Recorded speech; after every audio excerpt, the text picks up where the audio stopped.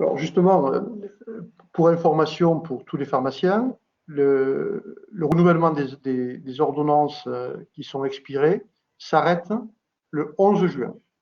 Donc 11 juin, c'est fini. Donc c'est vrai que les médecins ont repris leur activité au-delà de la consultation téléphonique. La seule exception, c'est les traitements substitutifs aux opiacés, où on continue jusqu'à la fin de l'état d'urgence, donc qui est au 10 juillet.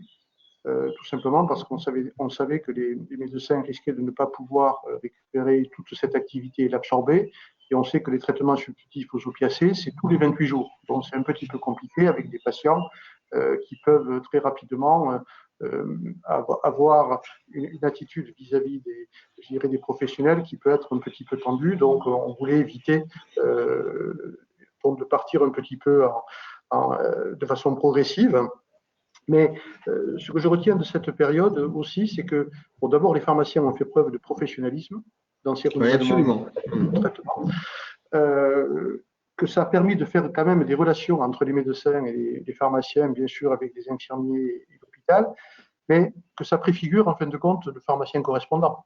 Ce qui est prévu dans l'avenant 19, c'est-à-dire de pouvoir, à un certain moment, confier le suivi du patient de façon régulière avec le pharmacien, avec bien sûr l'accord du médecin pour pouvoir justement prolonger les traitements, voire adapter les posologies pour faire un suivi beaucoup plus serré des patients chroniques. Donc, ça sera peut-être un des éléments qui nous permettra d'être sur l'après-Covid, de voir ce qui a marché, ce qui n'a pas marché. En tout cas, le pharmacien correspondant, on l'avait anticipé avec l'avenant 19 qu'on avait signé au mois de novembre, si mes souvenirs sont bons.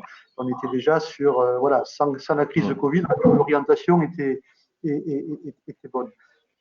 Juste, Monsieur Bonnefond, un petit mot dans notre échange. On reviendra peut-être effectivement sur l'exercice coordonné autour du patient, parce que l'exercice coordonné, c'est bien autour du patient qui se joue un peu plus tard dans nos échanges. Mais vous avez commencé en saluant ou en nous remerciant pour le fait d'avoir été au rendez-vous de la crise.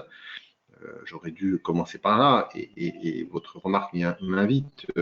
Les pharmaciens, comme tous les acteurs du système de santé, mais les pharmaciens réellement ont été aussi au rendez-vous de la crise et dans des conditions, je le sais, qui n'ont pas été simples, avec un contact avec le public qui a certainement été un sujet de préoccupation au sein de vos équipes, et avec probablement une tentation que vous avez su écarter de resserrer, de restreindre, de fermer, de réduire les amplitudes.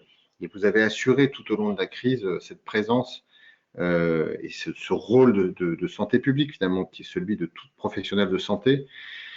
Voilà, vous ne l'auriez pas fait, ça aurait été une catastrophe.